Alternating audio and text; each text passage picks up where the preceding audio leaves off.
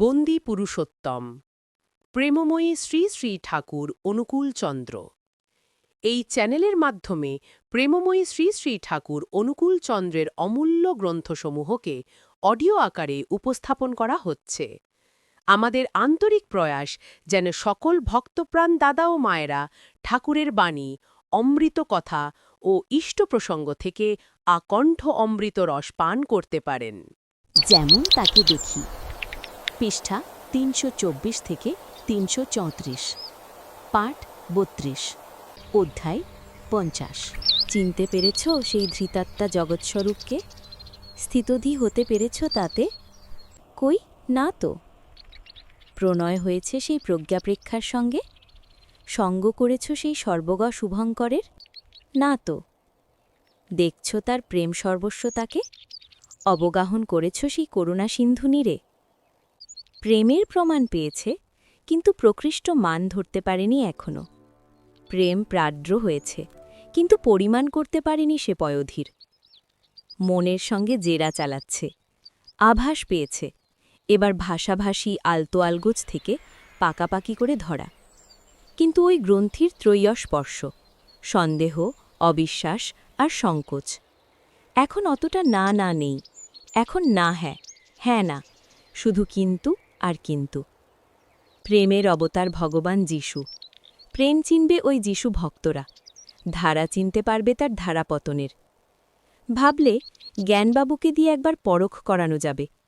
তখন কুষ্টিয়াতে থাকেন জ্ঞানচন্দ্র বিশ্বাস, নামকরা খ্রিস্টান পাদ্রী, ভক্তি বুদ্ধিমান সরল প্রাণ ভগবৎ সাধক।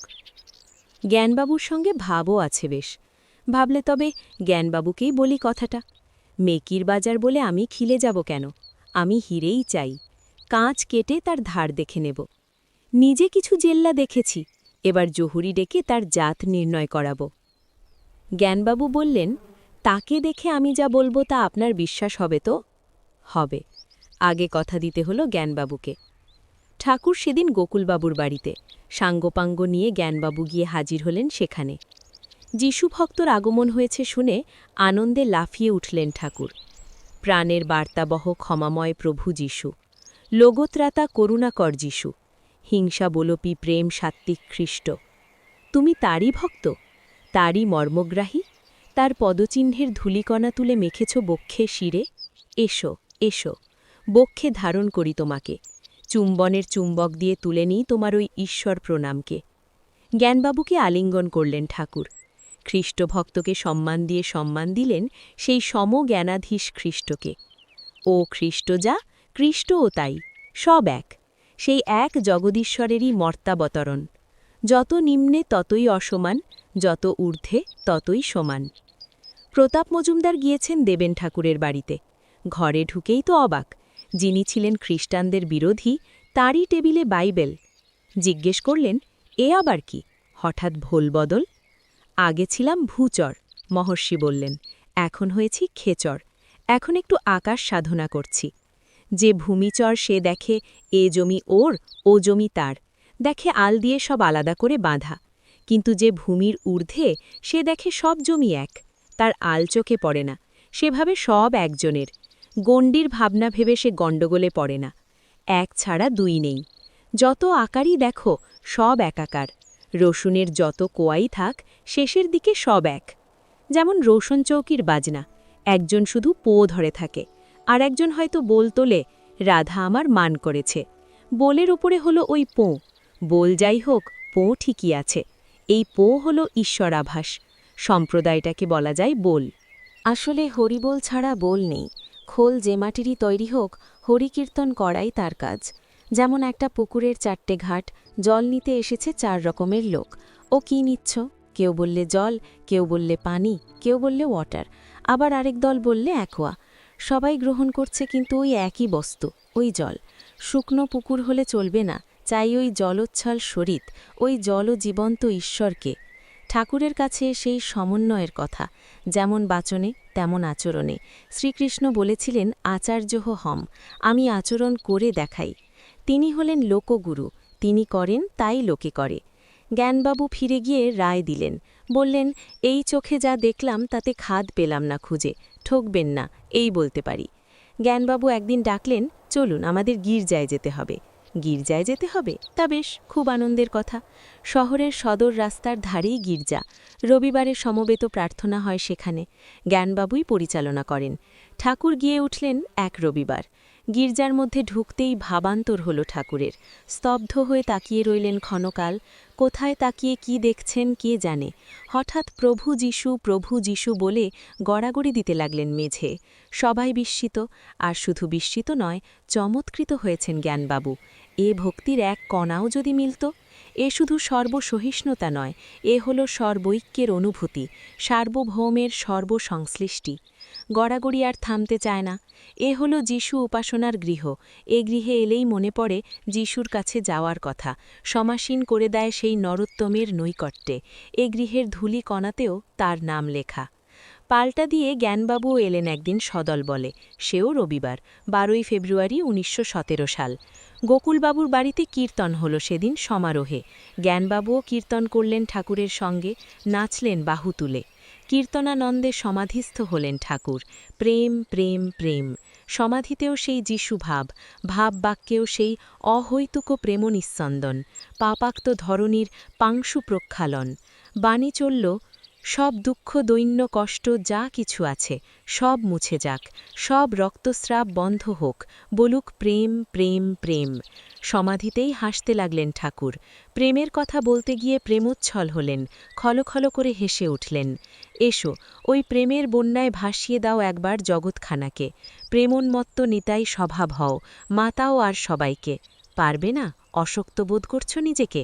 বাণী হল, আকাশে একটি তারা ওঠে, তারপর আর একটা, আর একটা, এই রূপে অনন্ত। তুই একা আয়, তারপর অনন্ত অনন্ত আসবে। চাঁদে কলঙ্ক থাকলেও সে উজ্জ্বল, পাপ থাকলেও পরমাত্মার জ্যোতিতে উজ্জ্বল। কেবল করে যাও, তা সে যা হোক না।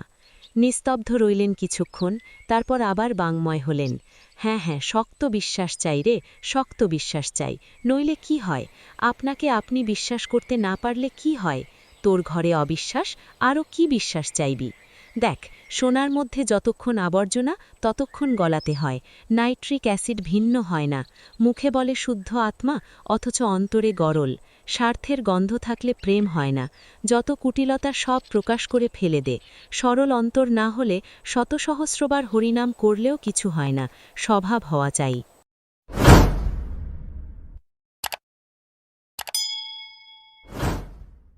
সরল না হলে অপবিত্রতার ঢেকুর উঠবে। সরলতা থেকেই বিশ্বাস। বিশ্বাসই হল ঊর্ধ্বগতির সিঁড়ি। যে সিঁড়িকেই স্বীকার করল না, সে আবার ওপরে উঠবে কেমন করে? অনেক কথা কইলেন ঠাকুর, সমাধি অবস্থার সম্যক জ্ঞানের কথা। ধীরে ধীরে যখন বাহ্য ফিরে আসতে লাগল, তখন চোখ খুলে কিশোরীমোহনের দিকে তাকালেন। কিশোরীর কাছেই বসে জ্ঞানবাবু বললেন, দেখো, যিশু অকলঙ্ক চরিত্র। তোমরা যিশুর পুজো করবে না ভাই? মানে পুজো করো যিশুকে, আর পুজো করো তার পরবর্তী নিষ্কলুষ আত্মাদের, ভব কলমশনাশী প্রেমের ঠাকুরদের। সেই প্রেমময়ের কাছে গিয়ে প্রেম শিক্ষা করো। উপনয়ন হোক আবার সেই প্রীতি পারাবারের উপকূলে। ভালোময়ের কাছে গিয়ে ভালো হোক যত অভালো সংস্কার। বললেন, আমি স্বর্গ চাইনে, নরকও আমার পক্ষে ভালো, তোরা যদি ভালো হোস। পরখ নিরখ ঢের হল, এবার যাওয়া যাক কাছে। উপনীত হয়ে প্রশ্ন করি এবার নিজেই। শেষ প্রশ্ন করে পরিশেষও করে ফেলা যাক আধান দ্বিধার। মহারাজ আর ঠাকুর বসে আছেন প্রফুল্লবাবুর বাড়িতে। নির্জনে পেয়ে প্রশ্ন করল আবার সতীশ জোয়ারদার, ঠাকুর, আপনাকে অনেকে মহাপুরুষ বলছে, অনেকে বলছে অবতার, কিন্তু আমি ওসব কিছু বুঝিনে, আর বিশ্বাসও নেই ওসব পেটেন্ট বিজ্ঞাপনে। আমি যতটুকু পাই তাই স্বীকার করি। পরের মুখে ঝাল খেতে চায় না কেউ, খেয়ে দেখতে চায় নিজে। তোমরা যাই বলো না কেন, আমি ওসব মানিনে। আমি কোষে নিতে চাই আমার মনীষার কোষ্টি পাথরে। নজরে ফেলে নজরবন্দি করব আগেটাকে, দেখব আর বিচার করব। সেই বিচারে যদি উত্তীর্ণ হতে পারে, তখন বন্দী হব তার পদার্চনার মন্দিরে। সংসারে ভক্ত আছে দুরকমের। একরকম হল আগে বিশ্বাস পরে ভক্তি, আরেক হল আগে ভক্তি পরেও ভক্তি। প্রথম ভক্তের মুখে আছে ঢাকনি দেওয়া, ঢাকনি খুলে ধরলে তখন ভক্তির ফোয়ারা ছুটল দুর্বার গতিতে। আর দ্বিতীয়জন হল মুক্তোদ্বার, দরজা খুলেই বসে আছে, সামনে দিয়ে গেলেই ধরবে। যেমন রাধিকা, যেমন প্রহ্লাদ। শ্রীরাধা আজন্ম কৃষ্ণগতা, কৃষ্ণানুরক্তিই তার প্রাণ। প্রহ্লাদেরও তাই। এরা বলে বিশ্বাস করলেই বিশ্বাস, অবিশ্বাস করলে কিছুই নয়। যাকে যা বলে মানছ তা তো তোমার বিশ্বাসের ওপর দাঁড়িয়েই। বিশ্বাস ছাড়া তোমার অস্তিত্ব কোথায়? এই হলো রাগানুগা ভক্তি, এই হলো সহজা ভক্তি। কুসুমের গন্ধদান প্রবৃত্তি যেমন সহজ, নদীর কাছে যেমন সাগর আভিগমন। সাক্ষাৎ প্রশ্ন করছে সতীশ জোয়ারদার।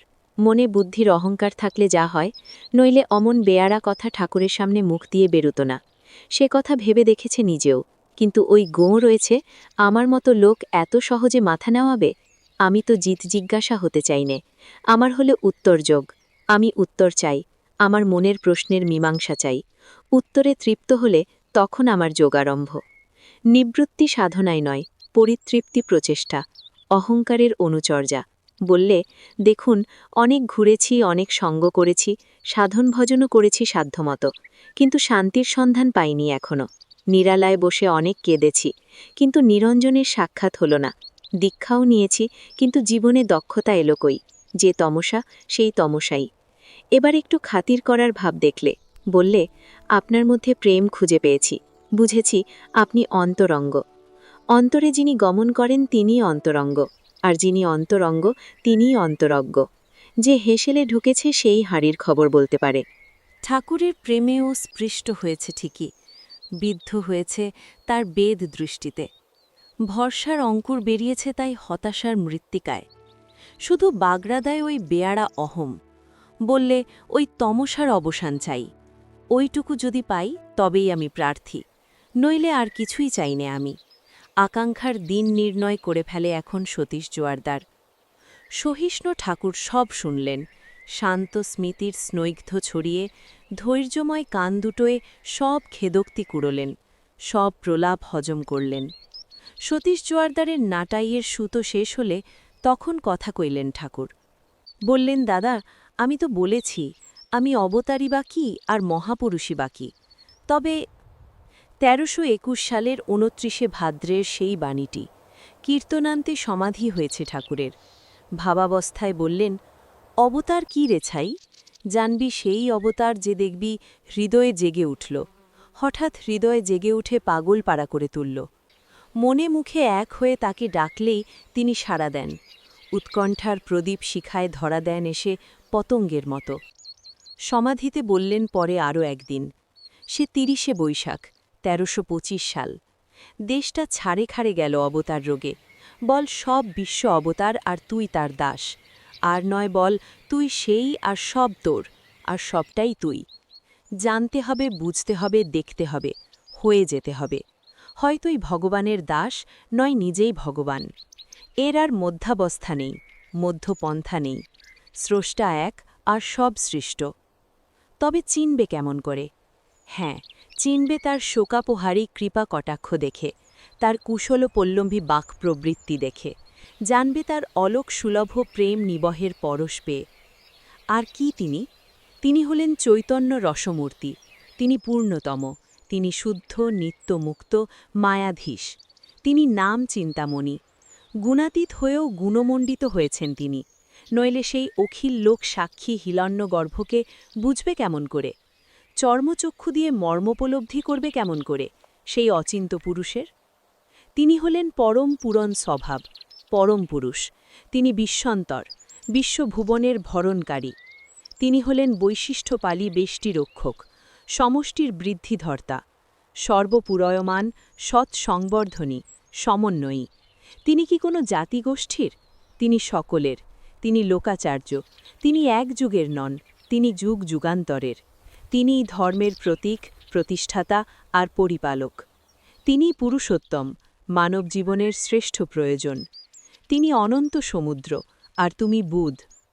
সমুদ্রের সঙ্গে একটি বুদের কথা হচ্ছে। সতীশচন্দ্র মনের অনেক কথা উদ্গীরণ করেছে, জিজ্ঞাসু হয়েছে জিত সন্দেহ হবার জন্যে। এক বাটি জলই যার কাছে অথই সাগর, তার সামনে সত্যিকারের মহাসাগর।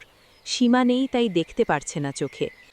একটু চুপ করে থেকে হাসতে লাগলেন ঠাকুর, সেই ধীর গম্ভীর স্মৃতি। তবে কথার জের টেনে দৃষ্টি নিবদ্ধ করলেন জোয়ারদারের চোখের ওপর। তবে আপনি যা চাইছেন তা হবে? হবে? হবে বইকি, হবে। আর আমার মনে হয় তা এখনই হতে পারে। পেতেই যদি হয় তো এই মুহূর্তে চাই। প্রতিজ্ঞার দৃঢ়তাই তোমার পথের পাথেয়। ঈশ্বরকে ডাকো, ডাকলে তাকে পাবেই। আমরা বলি এ জন্মে না পাও পরজন্মে পাবে, পরজন্মে না পাও কোনো এক জন্মে পাবেই। ঠাকুর বললেন না, পেতে হবে আর তা এ জন্মেই, এখনই। কেন বঞ্চিত হব চরণে, আমি কত আশা করে বসে আছি, পাব জীবনে না হয় মরণে। রজনীকান্তের এই গানটি প্রায়ই গাইতেন ঠাকুর, কিন্তু পাব জীবনে না হয় মরণে কিছুতেই বলতে পারতেন না। একটু শুধরে নিয়ে বলতেন, পাব জীবনে গো এই জীবনে। অনেকে সংসার বৈরাগ্যের কথা বলে, বিষয় তৃষ্ণার নিন্দা করে, ছাড়বে বলে ভয় দেখায়, কিন্তু ছাড়তে পারে না। বলে দাঁড়াও না, যেদিন যাব আর ফিরব না। কিন্তু যে সত্যি সত্যি ছাড়বার লোক, সে বলে কেমন করে সংসার ছাড়ে এই দেখ।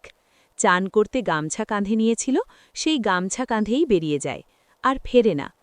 কাজের নাম করো, ঈশ্বর যদি পেতে হয় তো এখনই পাও।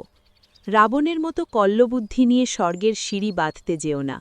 মর্তের ওপরেই গড়ে তোলো নন্দনকানন, নন্দিত হও সেই দেবানন্দ গোলকপতির বন্দনানন্দে। রাজা যখন রাজমহলে থাকেন তাকে দেখতে পাওয়া যায় না, রাস্তায় যখন বেরোন তখন ভিখারি পর্যন্ত দেখে। রাত্রিকালে সূর্য সাধনা করলে কি হবে? সূর্যোদয়ে তবে তার সিদ্ধি লাভ। তখন আর দেখার জন্যে প্রচেষ্টা নেই, তখন দেখতে পাওয়ার উল্লাস। ঈশ্বর দর্শনও তাই। তিনি যখন রূপ মূর্ত হন, মানুষের মধ্যে আসেন মানুষ হয়ে, তখনই তিনি দৃশ্য। তখন দেখার জন্যে চোখ খুললেই ব্যাস, দেব দুর্লভ দর্শন। তখন দেখার জন্যে সাধনার দরকার নেই, সাধনা তাকে পাওয়ার জন্যে, তনু মন দিয়ে তার হবার জন্যে। তাকে পাওয়া গিয়েছে, এবার চাই তদনুগতি। সতীশ জোয়ারদারের মনে প্রসন্নতা এসেছে, ভরসা রুষালোক দেখতে পেয়েছে চোখে, কিন্তু আরেকটি গ্রন্থি এখনও বাকি। আমার যে গুরু আছে, গুরু ত্যাগ করব কমন করে, মনের এ দ্বন্দ্বটিও নিবেদন করল। এই গেঁটটি খুললেই লম্বায় পায় এবার খুঁটো পর্যন্ত। গুরু ত্যাগ আবার কি কথা?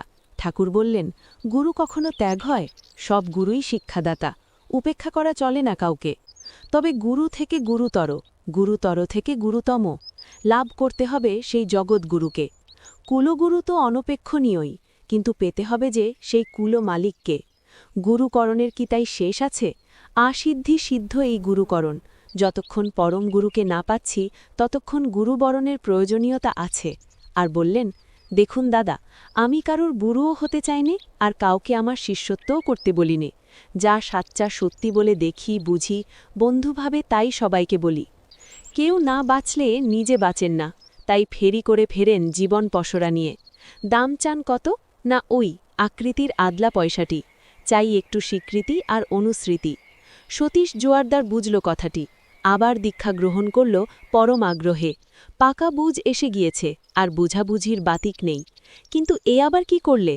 বাড়িতে জেরা করল স্ত্রী, গুরু থাকতে আবার গুরু? দীক্ষিত হয়ে পুনর্দীক্ষা? মাথা খারাপ হয়েছে তোমার? বিড়ম্বনা বোধ করল জোয়ারদার মশাই। কোথায় স্ত্রীকে অনুগামী করবে তা না, স্ত্রী এসে দোষ ধরে দিল উল্টো করে।